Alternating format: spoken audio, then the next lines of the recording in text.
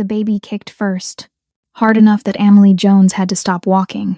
Her hand went instinctively to her belly, fingers pressing through crimson silk as she inhaled slowly, grounding herself in the crowded council square.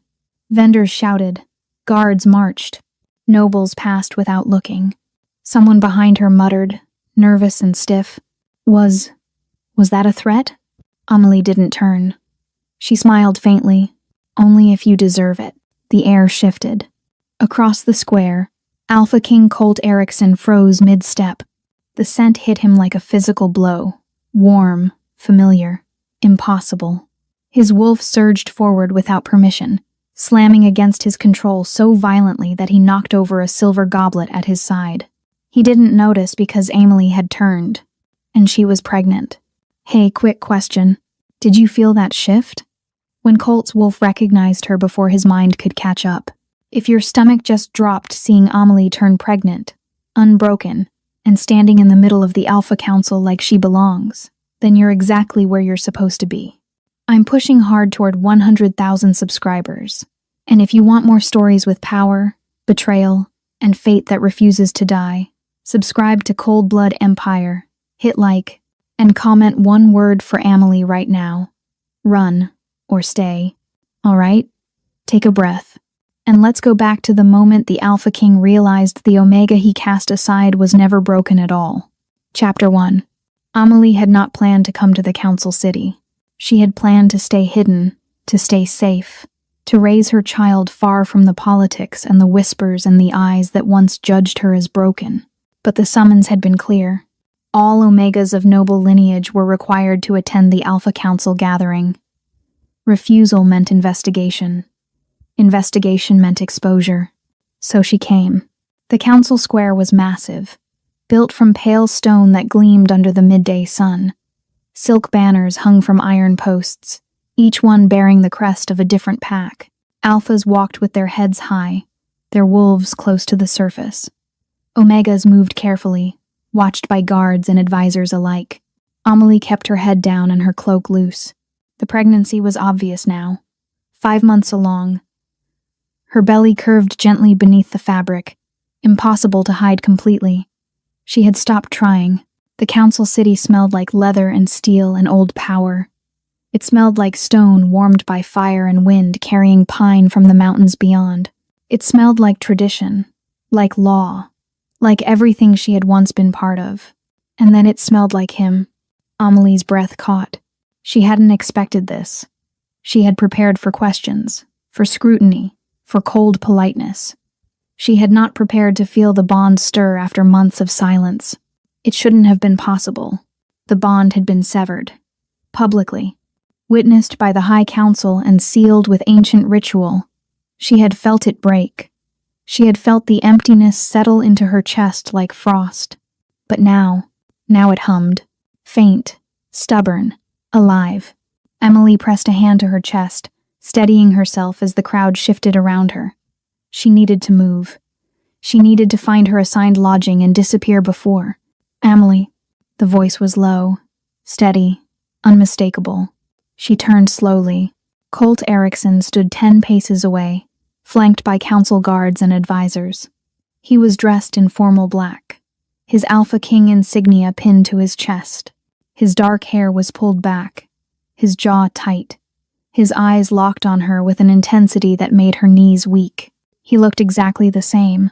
No, he looked tired. Their eyes met. For a moment, the square disappeared. The noise faded. The world narrowed to just the two of them, standing in a space that had once held everything. Colt's wolf slammed forward so hard his hands clenched at his sides. He could feel it. The bond. It was there, faint but unmistakable, like a thread pulled taut between them. It shouldn't have existed. It shouldn't have survived. But it had. And then his gaze dropped. To her belly. Colt went completely still. Amelie saw the exact moment it registered. Saw his expression shift from shock to confusion to something raw and unguarded. His wolf howled inside him, clawing at his control with a desperation he hadn't felt in months. Mine. The word echoed through his mind, primal and absolute. Mine. Amelie lifted her chin slightly, her expression calm despite the chaos she could see building in his eyes. Alpha King, she said quietly. Colt didn't respond. He couldn't, because the child she carried, the scent was unmistakable. Hi. Chapter 2. The council chamber was vast, circular, and cold. Stone pillars rose toward a domed ceiling painted with constellations. Long tables formed concentric rings, each one reserved for a different rank. Alphas sat closest to the center. Betas and advisors flanked them. Omegas were seated along the outer edge, visible but separate. Amelie had been assigned a seat near the eastern wall. She walked slowly, aware of the eyes following her. Whispers rose and fell like waves. Guards shifted. Nobles leaned toward one another, murmuring behind raised hands. She ignored them. The ceremonial chair was low, ornate, and entirely impractical. Amelie paused in front of it, assessing the situation with the calm efficiency of someone who had learned to navigate far worse. The fabric of her dress caught as she tried to lower herself. The chair wobbled. Her belly made the angle awkward. She managed. Barely. Once seated, she adjusted her cloak and muttered under her breath, "I survived exile. I'll survive on furniture." A soft laugh came from the row behind her. Amelie glanced back and found Hazley Dunn, an Omega she had known years ago, covering her mouth with one hand. "I missed you," Hazley whispered. Amelie smiled faintly. "I missed being somewhere that didn't try to kill me." Across the chamber, Colt stood near the central dais, his posture rigid. He hadn't taken his eyes off her since she entered. His advisors noticed. Josiah Moss, his second, leaned in and spoke quietly. "Your Majesty, the council is waiting." Colt didn't move. Josiah followed his gaze and exhaled slowly. "She's here under summons. You cannot." "I know," Colt said, his voice rough. But knowing didn't stop the pull. The bond hummed louder now, insistent and undeniable.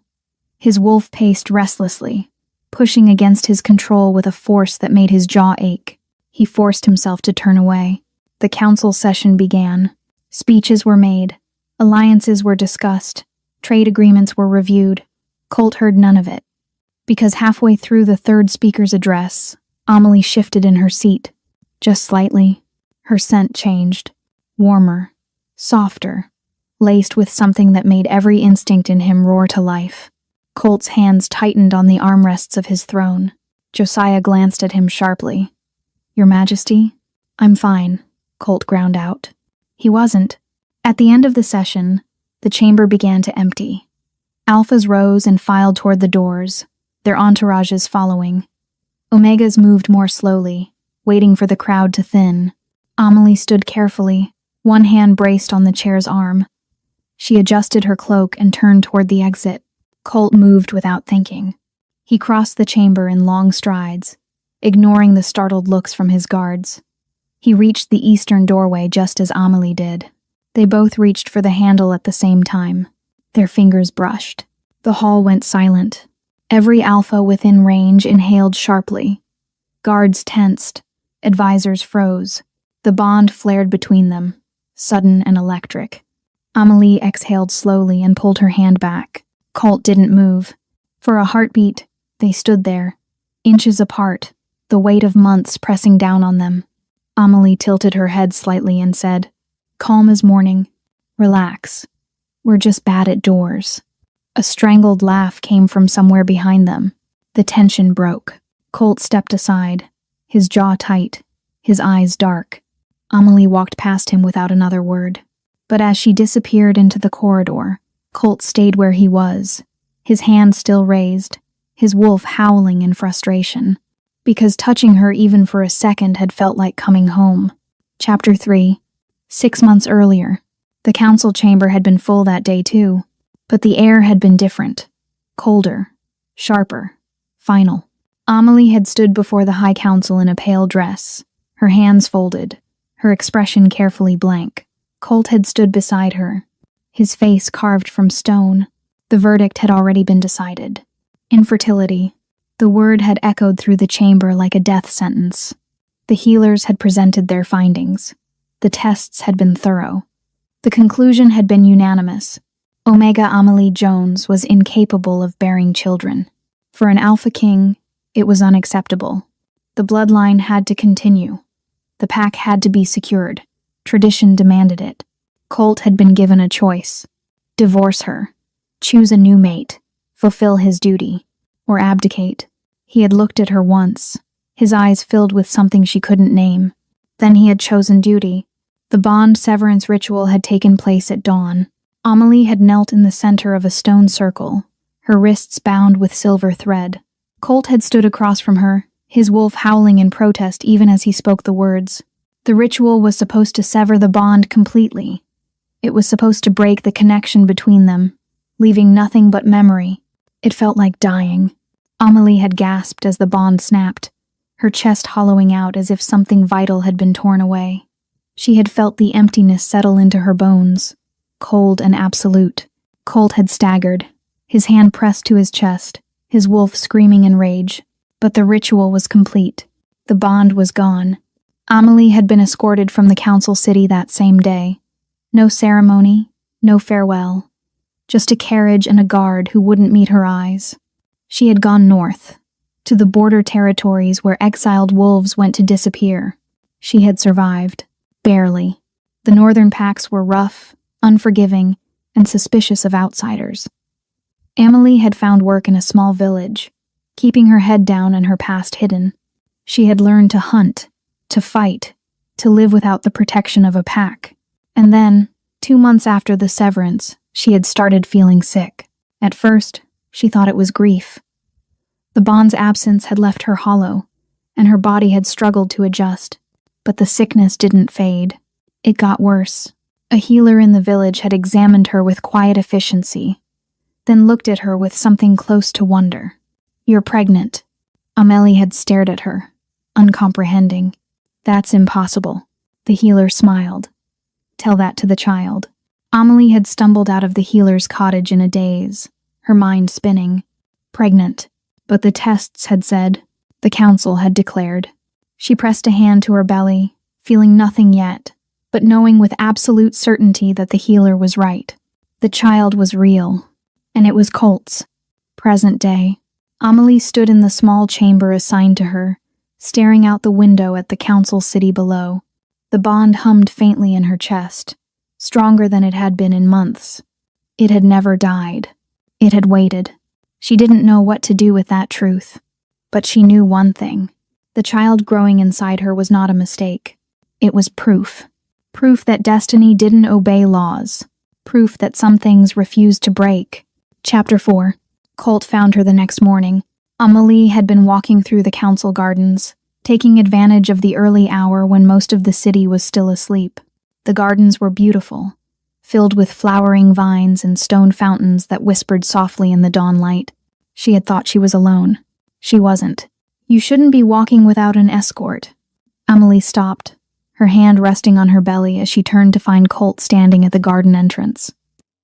He was dressed more casually than yesterday, though his Alpha King insignia still gleamed at his chest. She raised an eyebrow. "I survived 6 months in the Northern Territories. I think I can handle a garden." Colt's jaw tightened. "The council is watching you. They've been watching me since I arrived. Then you know it's dangerous." Amelie tilted her head slightly. "Are you offering protection, Your Majesty? Or surveillance?" Colt didn't answer. Instead, he walked toward her, his steps measured, his eyes never leaving hers. When he stopped, he was close enough that she could feel the heat radiating from him, close enough that his scent pine and smoke and something undeniably him wrapped around her like a memory. "I'm offering," he said quietly, "to make sure nothing happens to you." Amelie studied him for a long moment. Then she said just as quietly, "I don't need you to protect me, Colt. I needed you to believe me." The words landed between them like a stone dropped into still water. Colt flinched. Before he could respond, Amelie turned and continued walking. Colt followed. He didn't ask permission. He simply fell into step beside her, his presence solid and unavoidable. They walked in silence for several minutes, the only sound the crunch of gravel beneath their feet and the distant call of morning birds. The gardens were extensive, winding through terraced levels with stone benches positioned beneath flowering trees. Morning dew clung to the petals, and the air smelled fresh and clean. Amelie paused near a fountain, watching the water cascade over smooth stones. Colt stood beside her, his hands clasped behind his back, his posture rigid. "You look tired," Amelie said without looking at him.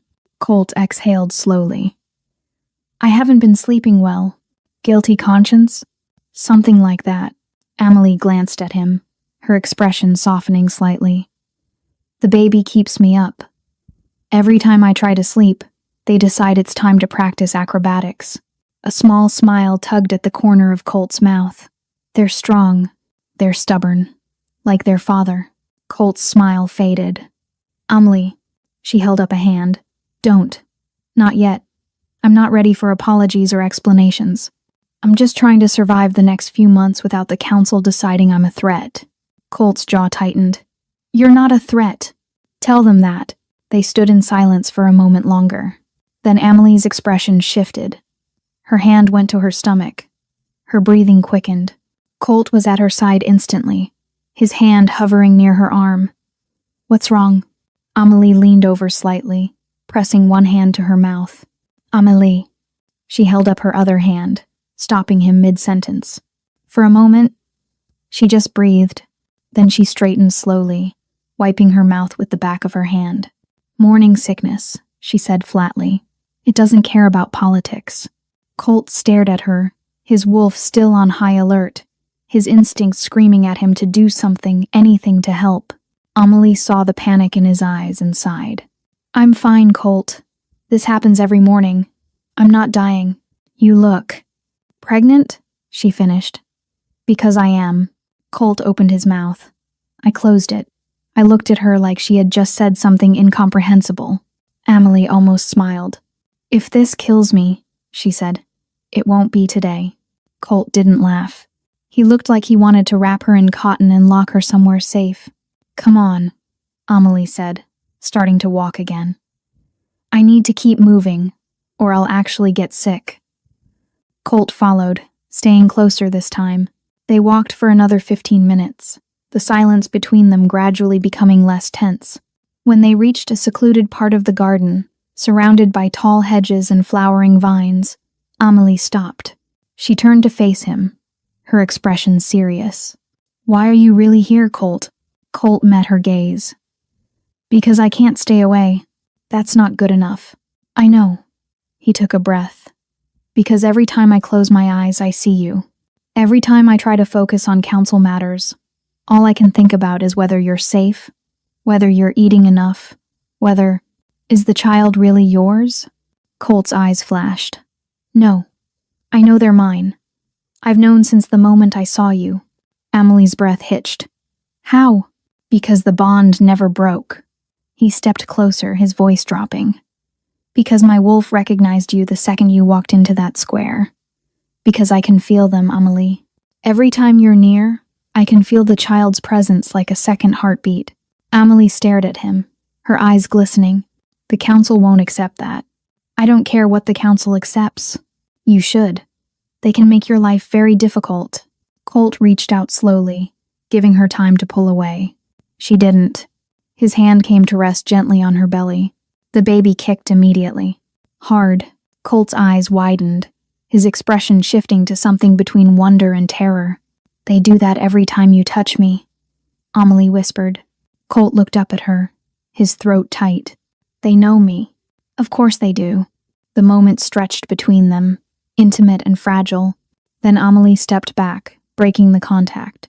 "You need to be careful, Colt. The council is already suspicious. If they see you like this, let them see." "It's not that simple." "It is to me." Amelie shook her head, frustration flickering across her face. "You always think you can just decide things and the world will bend. But it doesn't work that way. Not for me. Not anymore."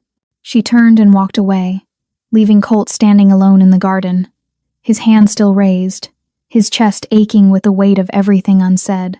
Later that afternoon, the council reconvened. Amelie sat in her assigned seat, enduring the stares and the whispers with the same quiet dignity she had shown before. But today was different. Today, she could feel Colt's eyes on her constantly. The session dragged on. Trade routes were discussed. Border disputes were mediated. Political alliances were proposed and debated. Amelie tried to focus, but the baby was restless. They shifted and kicked, making it difficult to sit still. She adjusted her position carefully, trying not to draw attention. It didn't work. Halfway through a particularly tedious speech about grain taxes, Amelie shifted again. Her scent changed, just slightly, but it was enough. Colt's wolf surged forward with enough force to crack his control.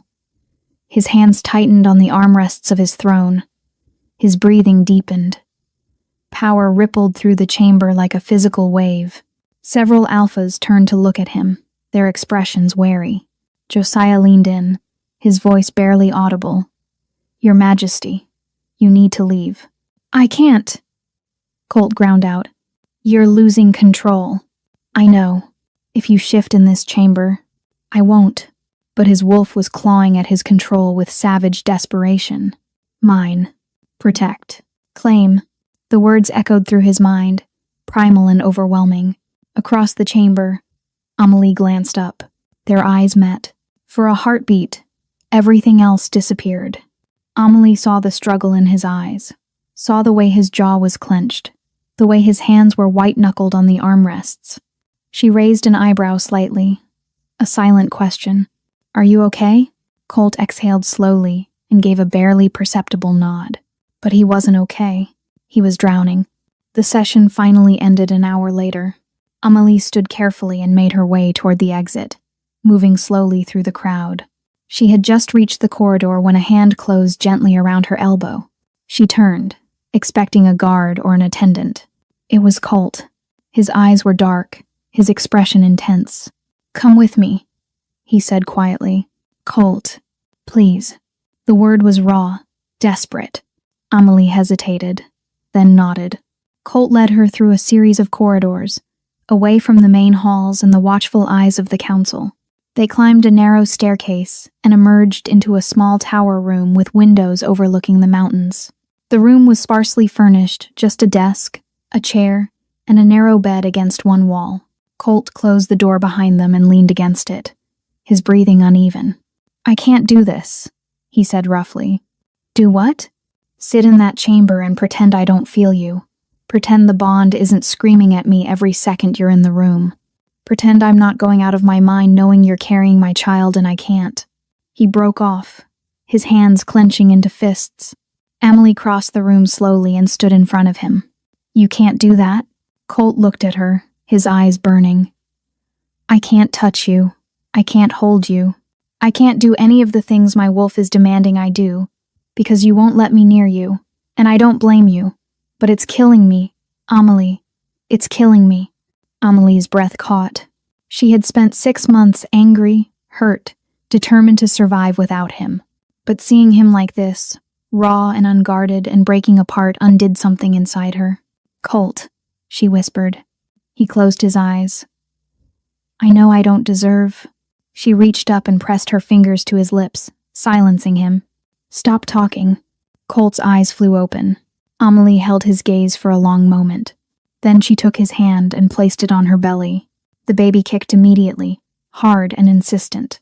Colt exhaled sharply, his expression shifting to something between pain and wonder. "They're real," he whispered.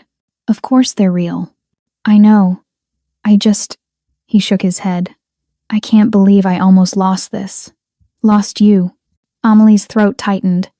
"You did lose me. You chose duty over me. I was wrong. I know. I'll spend the rest of my life making it up to you." Amelie studied him, her heart aching. "I don't know if I can trust you again." "Then let me prove it." Colt's hand moved slowly from her belly to her face, cupping her cheek with a gentleness that made her chest ache. "Let me show you that I'm not that man anymore." Amelie closed her eyes, leaning into his touch despite every instinct telling her to pull away. "I'm scared," she whispered. "So am I." She opened her eyes and found him watching her with an intensity that stole her breath. "What are you scared of?" "Losing you again. Colt said simply. Failing you, failing our child.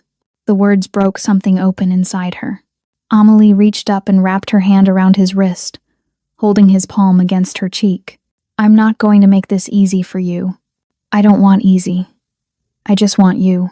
The air between them shifted, charged with something electric and undeniable. Slowly, carefully, Colt leaned down. He gave her time to pull away. She didn't. His lips brushed hers, soft and tentative, asking permission.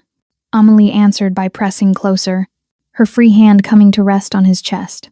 The kiss deepened slowly, carefully, as if they were both afraid of breaking something precious.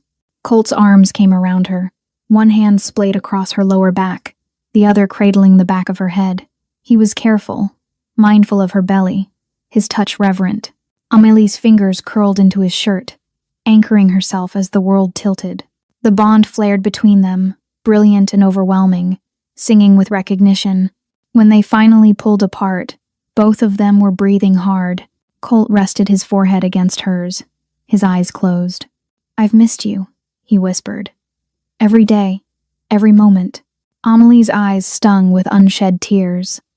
I've missed you too, even when I hated you. Colt's laugh was broken. I deserve that. You do. They stood there for a long moment, wrapped in each other, the bond humming between them. Then Amelie pulled back slightly. We can't do this. Why not? Because the council. I don't care about the council. Colt, I mean it. His voice was fierce. I don't care what they think. I don't care what they say. You're mine, Amelie. You've always been mine, and I'm done pretending otherwise. Amelie stared at him, her heart racing. You'll lose everything. Then I'll lose it. He cupped her face in both hands. Because a life without you isn't a life worth having. Tears spilled down her cheeks. Colt wiped them away gently, his expression tender. Stay with me tonight, he whispered. Just tonight. Let me hold you. Let me... Colt, please, Amelie. I'm not asking for anything else. I just need to know you're safe, that you're here. Amelie closed her eyes, warring with herself. Then she nodded. Okay. That night, Colt took her to his private chambers. They were larger than Amelie's assigned rooms, with tall windows overlooking the mountains and a fireplace that crackled softly in the corner. Amelie stood near the door, suddenly uncertain. Colt crossed the room and knelt in front of the fireplace, adding another log. The flames leaped higher, casting warm light across the stone walls. When he stood, he turned to find Amelie still by the door. You can leave if you want, he said quietly. I won't stop you. Amelie shook her head. I don't want to leave. Then come here. She walked toward him slowly, her hand resting on her belly. When she reached him, Colt took her hand and led her to the bed. It was large, covered in soft furs and thick blankets. Sit, he said gently. Amelie sat on the edge of the bed, watching as Colt knelt in front of her. He unlaced her boots carefully, his movements slow and deliberate. When he finished, he set them aside and looked up at her. Lie down. You need to rest. I'm not tired. Amelie. I'm not, she insisted. I don't know what this is. Colt stood and sat beside her on the bed. It's whatever you want it to be. Amelie looked at him, her eyes searching his face. Then she leaned against him, resting her head on his shoulder. Colt wrapped his arm around her carefully, pulling her close. They sat in silence for a long time, the fire crackling softly, the bond humming between them. Eventually, Amelie shifted, trying to get comfortable. Here, Colt said, adjusting pillows behind her. Lie back. Amelie did, sighing as the pillows supported her back and belly. Colt lay down beside her, propped on one elbow, watching her. Better? Much. His hand came to rest on her belly, and immediately, the baby kicked. Colt smiled. They're always so active. Only around you. Good. His thumb stroked gently across the fabric of her dress. I like knowing they recognize me. Amelie's eyes drifted closed, exhaustion finally catching up with her. Colt watched her for a long moment, then leaned down and pressed a soft kiss to her belly. "I'm here," he whispered, "and I'm not going anywhere." Amelie's hand came to rest over his, her fingers threading through his. "Promise me," she murmured, already half asleep. "I promise." She drifted off moments later, her breathing evening out. Colt stayed awake, his hand on her belly, feeling the steady kicks of their child. For the first time in months, he felt whole. Before we continue, pause with me for just a second. If you've ever been underestimated, if you've ever been told you were not enough, and survived anyway, this story is for you. If you're feeling it, subscribe to Cold Blood Empire, tap the like, and leave a comment with a, "if you're still with me," because what happens next is where everything starts to fall apart. Chapter 5. The formal dinner was held in the Grand Hall, a cavernous space lit by hundreds of candles suspended from iron chandeliers. Long tables stretched the length of the room, each one laden with food and wine. Alphas sat with their mates and advisors. Omegas were seated separately, watched carefully by attendants. Amelie had been placed at a table near the back. She didn't mind. The food was good, the wine she couldn't drink, and the distance from the head table meant fewer eyes on her. Or so she thought. Halfway through the meal, a council elder approached her table. He was tall, silver-haired, and carried himself with the authority of someone who had spent decades shaping policy. His name was Deacon Villegas, and he was one of the most influential voices in the High Council. He stopped beside Amelie's chair and inclined his head politely. "Omega Jones, may I speak with you?" Amelie set down her fork and nodded. "Of course, Elder Villegas." He didn't sit. Instead, he studied her with sharp, assessing eyes. "Your presence here has caused quite a stir," he said evenly. Amelie met his gaze calmly. "I came because I was summoned. I have no intention of causing trouble, and yet trouble seems to follow you." Amelie didn't flinch. "Trouble follows honesty, Elder, not me." Deacon's expression didn't change. "The council has questions." "I'm sure they do. Questions about your condition." Amelie's hand moved instinctively to her belly. "My pregnancy is not a matter for the council.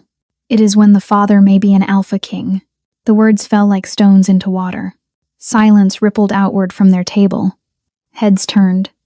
Whispers began. Amelie's jaw tightened, but her voice stayed calm. "The council declared me infertile. The council severed my bond. If they have questions now, perhaps they should ask themselves how they were so certain before." Deacon's eyes narrowed. "Are you questioning the council's judgment?" "I'm questioning their tests." The air in the hall grew heavier. At the head table, Colt had gone completely still. He could hear every word. His wolf was clawing at his control, desperate to cross the room and stand between Amelie and the elder who dared interrogate her. Josiah placed a hand on his arm. "Your Majesty, don't." "She doesn't have to answer him," Colt said, his voice low and dangerous. "She's handling it." Colt's gaze didn't leave Amelie. At the back table, Deacon leaned down slightly, lowering his voice just enough that only Amelie could hear. "The council will require verification. A healer will examine you. The child's lineage will be confirmed." Amelie's expression didn't change. "I have nothing to hide." "Good." Deacon straightened. "Because if you're lying, the consequences will be severe." He walked away without waiting for a response. Amelie picked up her fork again, her hands steady despite the fury simmering beneath her skin. Across the hall, Colt's control snapped. He stood abruptly, his chair scraping against stone. The hall went silent. Every eye turned toward him. Colt's wolf was so close to the surface that his eyes had darkened, his power rippling through the room like a physical force. Josiah stood quickly. "Your Majesty." "Your Majesty." Colt didn't hear him. He was staring at Amelie, and Amelie, calm as ever, met his gaze without fear. She raised an eyebrow slightly, as if to say, "I'm fine." Colt exhaled slowly, forcing his wolf back with an effort that left him shaking. He sat, but the damage was done. The council had seen his reaction. They knew. Later that night, Amelie was summoned to a private chamber. She had expected an interrogation. She had expected scrutiny. She had not expected Colt to be waiting for her.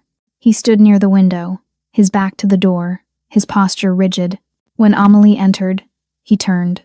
For a moment, neither of them spoke. Then Colt said, his voice rough, "You didn't have to face him alone." Amelie closed the door behind her. "I've faced worse."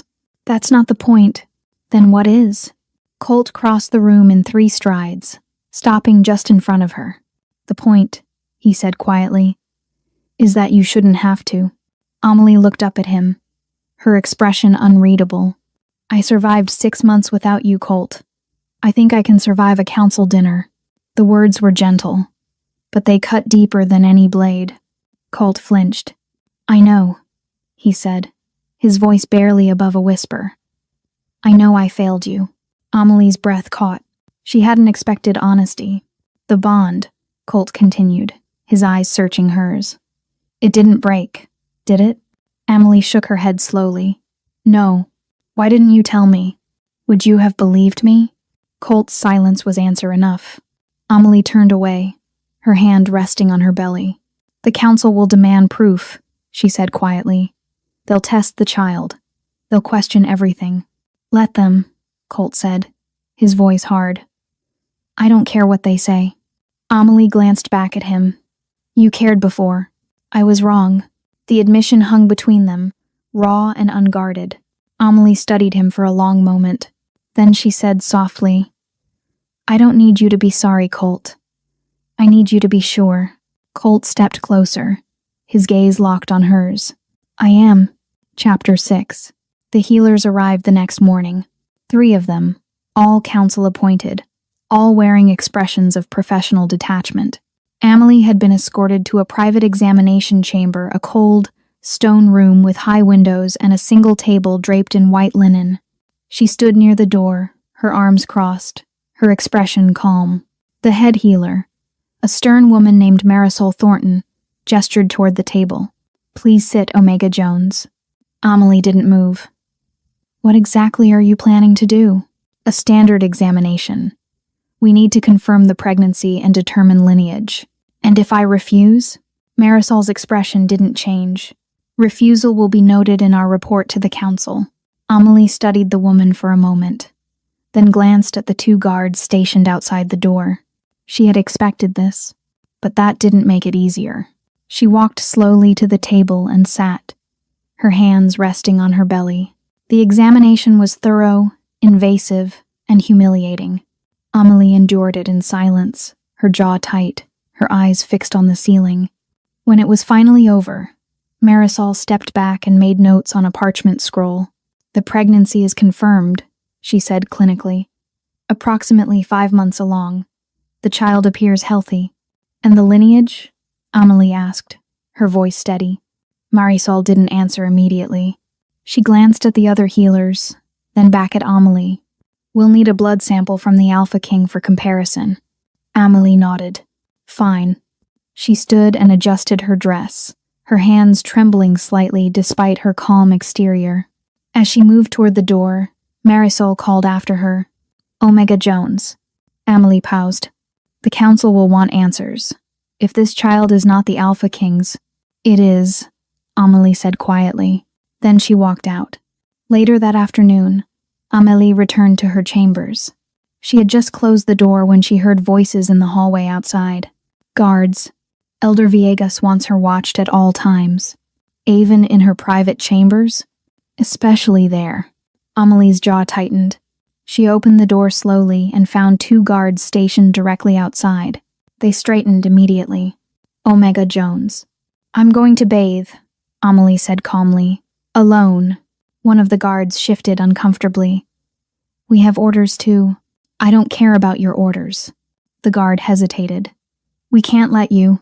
Amelie took a single step forward, her voice dropping to something cold and sharp. "If you take one more step toward that bathing chamber," she said quietly, "I will scream, loudly. And when the entire hall comes running, I will tell them exactly why 2 male guards thought it appropriate to follow a pregnant Omega into her bath." The guards went pale. They stepped back immediately. Amelie nodded once, turned, and closed the door behind her. Inside, she leaned against the wood and exhaled slowly, her heart racing. Colt heard about it an hour later. Josiah delivered the report with barely concealed amusement. She threatened to scream. Colt looked up from the stack of council documents on his desk. What? Omega Jones. 2 guards tried to follow her into her bathing chamber. She told them if they took one more step, she'd scream. A slow smile tugged at the corner of Colt's mouth. They retreated? Immediately. Colt leaned back in his chair, something close to pride flickering in his chest. Good. Josiah raised an eyebrow. Your Majesty, the council will not be pleased. The council can take it up with me. Josiah studied him for a moment, then nodded slowly. You're different, he said quietly. Since she arrived, Colt didn't deny it, because it was true. That evening, Colt went to Amelie's chambers. He knocked softly, and when she opened the door, he found her wrapped in a pale robe, her hair still damp from her bath. She looked exhausted. Colt, what are you? I wanted to make sure you were all right, he said quietly. After this morning, Amelie's expression softened slightly. I'm fine. May I come in? She hesitated, then stepped aside. Colt entered and closed the door behind him. The room was small but comfortable, lit by candles and a small fire in the hearth. The scent of lavender hung in the air from her bath. Amelie walked to the window and stood looking out at the city below. The examination was awful, she said quietly. Colt's jaw tightened. I should have been there. You couldn't have stopped it. I could have made them treat you with more respect. Amelie turned to look at him. I can try. She studied him for a long moment, then crossed the room to where he stood. Why are you really here? Colt reached out slowly, his hand coming to rest on her shoulder. Because I can't stay away from you. That's becoming a problem. I don't care. Amelie's breath hitched as his hand slid from her shoulder to her neck, his thumb brushing along her jaw. Colt, tell me to leave, he said, his voice rough. Tell me you don't want this, and I'll go. Amelie closed her eyes. I can't. Why not? Because I do want this. Her eyes opened, meeting his. And that terrifies me. Colt cupped her face in both hands, his gaze intense. You think you're the only one who's terrified? Aren't you the Alpha King? Aren't you supposed to be fearless? I'm terrified every moment you're not near me, Colt whispered. I'm terrified I'll lose you again. I'm terrified I'll fail you. Fail our child. Amelie's eyes filled with tears. Colt. He leaned down and kissed her. Softly at first, tentative and asking. Amelie answered by pressing closer, her hands fisting in his shirt. The kiss deepened, months of longing and pain and need pouring into it. Colt's arms wrapped around her carefully, mindful of her belly, pulling her as close as he could. When they finally broke apart, both of them were breathing hard. Stay with me tonight, Amelie whispered. Please. Colt rested his forehead against hers. Are you sure? No. But I want you to stay anyway. He smiled faintly, then lifted her carefully into his arms.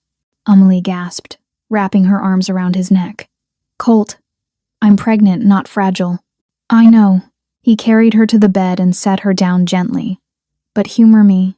Amelie watched as he removed his boots and outer tunic, leaving him in just his shirt and trousers. Then he climbed onto the bed beside her, pulling her close.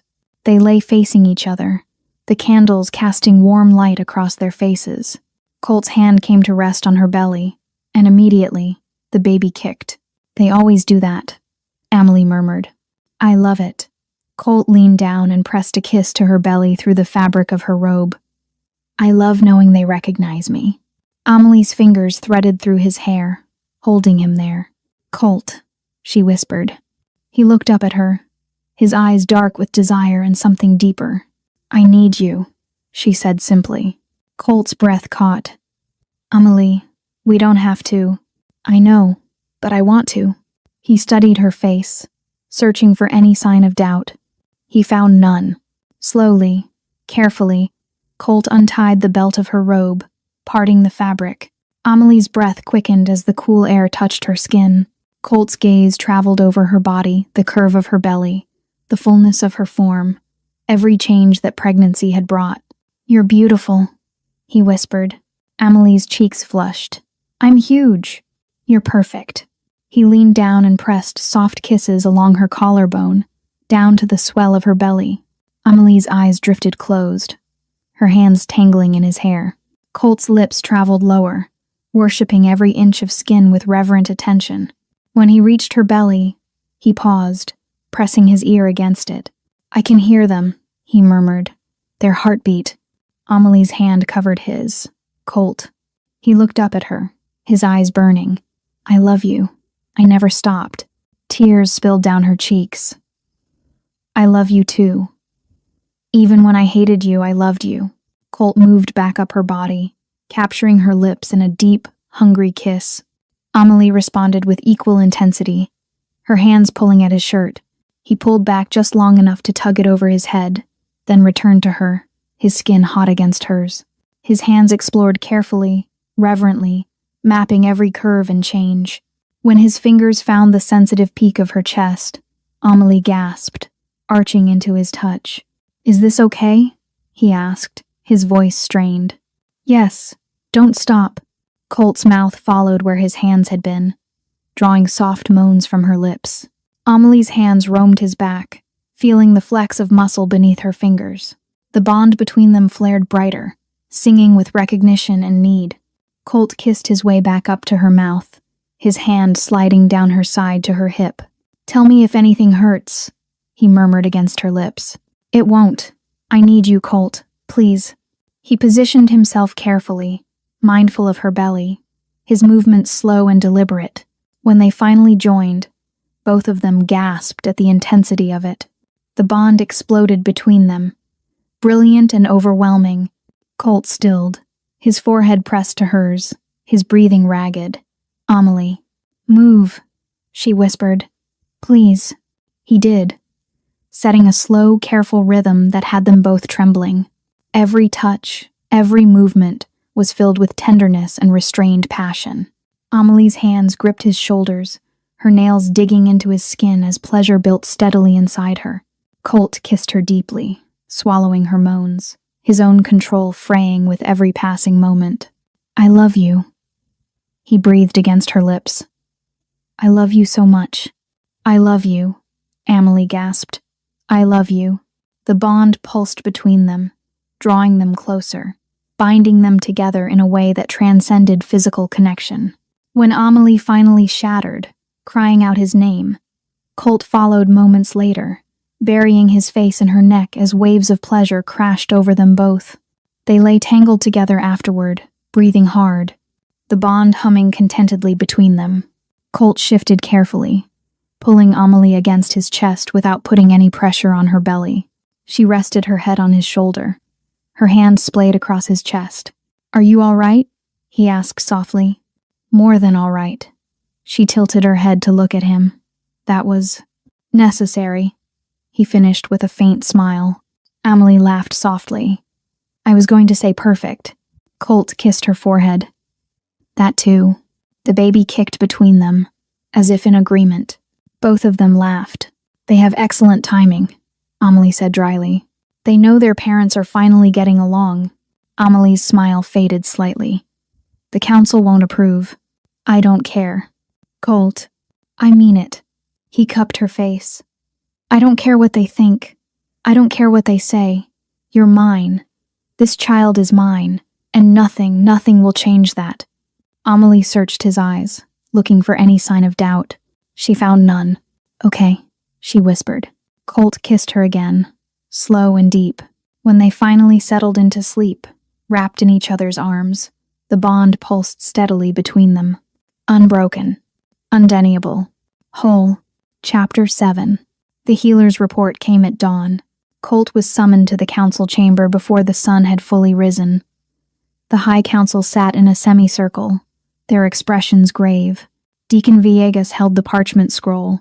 The lineage has been confirmed, he said without preamble. The child Omega Jones carries belongs to you, Alpha King. The words should have brought relief. Instead, they brought silence. Heavy, suffocating silence. Finally, another elder spoke. Caroline Webb, sharp-eyed and unyielding. This presents a significant problem, Your Majesty. Colt's jaw tightened. How so? The bond was severed. Publicly. Witnessed by this council, and sealed by ritual. You chose duty over. I was wrong. The chamber went still. Caroline's eyes narrowed. You were bound by law, by tradition. You made a vow before. I don't care, Colt said, his voice cold and absolute. The child is mine. Amelie is mine. The bond never broke. And I will not stand here and debate whether destiny answers to your laws. Deacon leaned forward. Your Majesty, this is not about destiny. This is about order, about precedent. If you overturn the severance, you undermine the very foundation of, then let it be undermined. The words echoed through the chamber like thunder. Colt stood, his power filling the space, his wolf so close to the surface that every alpha in the room felt it. I will not abandon her again, he said quietly. Not for tradition, not for law, not for you. He turned and walked out. Amelie was in her chambers when Colt arrived. She opened the door at his knock, surprised to see him standing there, his expression raw and unguarded. They confirmed it, he said. Amelie nodded. I know. Colt stepped inside and closed the door behind him. For a moment, he just looked at her, really looked at her, taking in the curve of her belly, the strength in her posture, the quiet defiance in her eyes. Can I? He hesitated. May I speak to the child? Amelie's breath caught. She hadn't expected that. Slowly, she nodded. Colt crossed the room and knelt in front of her, his eyes level with her belly. He reached out, then stopped, his hand hovering just above the fabric of her dress. May I? Amelie's throat tightened. Yes. Colt placed his hand gently on her belly, his touch careful, reverent. For a moment, nothing happened. Then he spoke. Low, soft, just above a whisper. I don't know if you can hear me, he said quietly. But I want you to know, I'm here, and I'm not going anywhere. The baby kicked. Hard. Colt's eyes widened. His hand jerked slightly, then settled again. The baby kicked again. Amelie let out a breath somewhere between a laugh and a sob. Colt looked up at her, his expression stunned. They've been doing that all day, Amelie said, her voice shaking slightly. But never like that. Colt looked back down at her belly, something breaking open in his chest. They know, he whispered. Amelie smiled faintly. Congratulations. You're already being interrupted. Colt laughed. It was a broken sound, raw and real, but it was laughter. And Amelie realized she hadn't heard him laugh in over a year. Can I ask you something real quick? Did you feel that moment too? Because if your heart just skipped the way Colt's did, take 1 second to support the channel, subscribe to Cold Blood Empire, like the video, and tell me in the comments, should he fight the council or let her go? Now, let's keep going. Chapter 8. The council convened again the following morning, but this time, the tone was different. Sharper, colder. Colt sat on the central dais, his posture unyielding. Amelie had not been summoned, but he could feel her presence like a weight against his chest.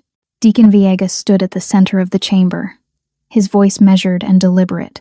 Alpha King, the council has deliberated. We recognize the child's lineage. However, the circumstances of this pregnancy present complications. Complications? Colt repeated flatly. Yes. The bond was severed. The severance was witnessed. To reinstate Omega Jones as your mate would require overturning council law, a precedent we cannot allow. Colt's eyes darkened. Then change the law. Caroline Webb spoke next, her tone sharp. That is not how tradition works, Your Majesty. You cannot simply rewrite centuries of protocol because... Because what? Colt's voice cut through the chamber like a blade. Because I made a mistake? Because your tests were wrong? Because destiny refused to obey you? Silence. Deacon stepped forward. We are offering you a compromise. Colt's jaw tightened. I'm listening. Acknowledge the child. Provide for them. But do not reinstate the bond. Omega Jones can remain under your protection, but not as your mate. The words landed like stones. Colt stood slowly, his power filling the room. No. Deacon's expression didn't change. Your Majesty. I said no. Colt's voice was quiet, but it carried the weight of absolute authority. I will not half-claim her. I will not pretend the bond doesn't exist. I will not reduce her to a footnote in my life because you're afraid of being wrong. You risk your crown, Caroline said coldly. Then I risk it. The chamber erupted. Voices rose. Alphas argued. The advisors shouted. Colt didn't move. He waited until the noise died down, then spoke again, his voice steady. The bond never broke. The child is proof. Amelie is proof. And I will not stand here and lie about what I feel to preserve your pride. Deacon's expression hardened. If you choose her, the council will not support you. I'm not asking for your support, Colt said quietly. I'm telling you what I've decided. He turned and walked out. Amelie was packing when Colt found her. Her chambers were small, and most of her belongings fit into a single bag. She moved with quiet efficiency, folding a cloak, tucking away a pair of boots. Colt stood in the doorway, watching her. You're leaving. Amelie didn't look up. The council made their decision. I'm not staying where I'm not wanted. I want you. The words were simple, direct, undeniable. Amelie paused, her hands stilling on the fabric in her lap. She turned slowly. Colt stepped inside and closed the door behind him. I told the council no, he said quietly. I told them I wouldn't half-claim you. I told them the bond never broke. Amelie's breath hitched. Colt, I'm not asking you to stay because of duty, he continued, his voice rough. I'm not asking because of the child. I'm asking because I can't breathe when you're not near me. Because the bond hums every time you're in the same room. Because I made the worst mistake of my life when I let you go, and I won't make it again. Amelie stood slowly, her hand resting on her belly. What are you saying? Colt crossed the room and stopped in front of her, his eyes searching hers. I'm saying I choose you. I've always chosen you. I was just too afraid to admit it. Tears welled in Amelie's eyes. The council will fight you. Let them. You could lose your crown. I don't care.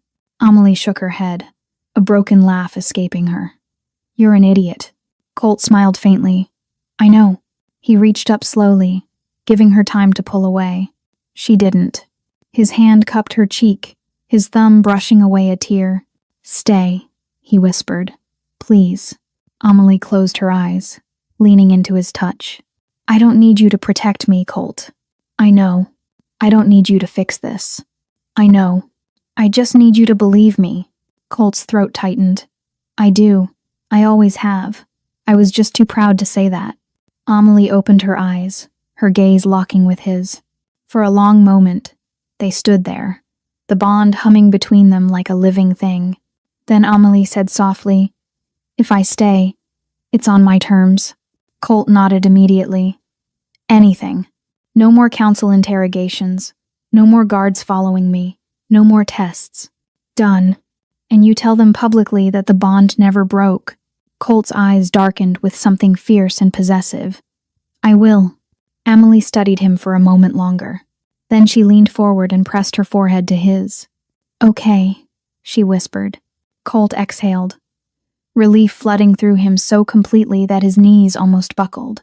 He wrapped his arms around her carefully, holding her like she was something precious and fragile. She wasn't fragile, yet she was his, and he was never letting go again. Chapter 9. The announcement came 3 days later. The High Council had been summoned. Alphas from across the territories had gathered. The grand hall was full. Colt stood on the central dais, Amelie beside him. She wore crimson silk, her belly visible, her head high. She didn't flinch under the weight of hundreds of eyes. Colt spoke clearly, his voice carrying through the chamber. The bond between Omega Amelie Jones and myself was never severed. The ritual failed. The tests were wrong, and I will not pretend otherwise to preserve tradition. Silence. Then whispers. Sharp. Disbelieving. Colt continued, his tone unyielding. Amelie Jones is my mate. The child she carries is mine, and I place her under my full protection. Not as a compromise, not as a concession, but as my Luna. The chamber erupted. Half the council stood in protest. The other half sat in stunned silence. Deacon Villegas rose, his expression thunderous. This is unprecedented. Then let it be, Colt said calmly. Because I'm done pretending destiny answers to the law. He turned to Amelie, offering his hand. She took it. Together, they walked out of the grand hall. The days that followed were tense. The council fractured. Some alphas supported Colt's decision. Others called it reckless, dangerous, a violation of sacred tradition. But Colt didn't waver. He issued formal decrees. He restructured council protocols. He made it clear that any alpha who questioned Amelie's position would answer him directly. Slowly, the opposition quieted, not because they agreed, but because they feared him. One evening, weeks later, Colt found Amelie in the gardens again. She was sitting beneath the flowering tree, her hands resting on her belly, her expression peaceful. Colt sat beside her without asking. "You're staring," Amelie said without looking at him. Colt smiled faintly. "You're beautiful," Amelie snorted. "I'm the size of a small house." "Still beautiful." She glanced at him, her eyes softening. For a moment, they just sat together, the bond humming between them steady, unbreakable, alive. Then the baby kicked. Hard. Amelie winced. "Your child is violent." Colt laughed a real laugh, full and unguarded. Amelie stared at him, her expression stunned. "What?" Colt asked. I haven't heard you laugh like that in a long time." Colt's smile faded slightly. "I haven't had a reason to." Amelie reached over and took his hand, threading her fingers through his. "You do now." Colt looked down at their joined hands, something warm and fierce settling in his chest. "I do," he agreed quietly. They sat in silence for a while longer, watching the sun set over the council city. The future was uncertain. The council was fractured. Tradition had been shattered, but the bond was whole. The child was safe, and for the first time in months, Amelie felt like she could breathe. Later that night, as Amelie prepared for bed, Colt appeared in the doorway of her chambers. "Can I stay?" he asked quietly. Amelie looked at him, surprised. "You're the Alpha King. You don't have to ask." "I'm asking anyway." Amelie smiled faintly. "Then yes." Colt crossed the room and sat on the edge of the bed, watching as she climbed in carefully, adjusting pillows around her belly. Once she was settled, Colt lay down beside her, close but not touching. Amelie turned her head to look at him. "You're being very careful." "I don't want to hurt you." "Colt, I'm pregnant. I'm not made of glass." "I know." He hesitated. I don't want to do anything wrong." Amelie reached over and took his hand, pulling it toward her belly. The baby kicked immediately. Colt's eyes widened. "They do that every time you're near," Amelie said softly. Colt stared at her belly, his expression full of wonder. "They know me?" "Of course they do. You're their father." Colt's throat tightened. He shifted closer, wrapping his arm carefully around Amelie, his hand resting on her belly. The bond hummed, warm and steady.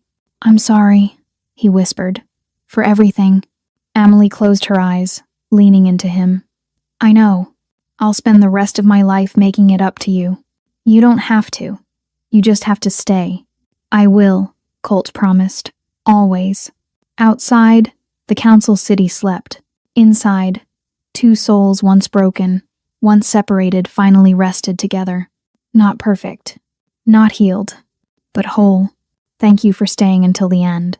Stories like this about love that refuses to die and strength no one saw coming are why Cold Blood Empire exists. If this story moved you, please subscribe, hit the like button, and share it with someone who loves powerful romance and fate-driven stories. And before you go, drop a comment and tell me, was this destiny or defiance? I'll see you in the next story.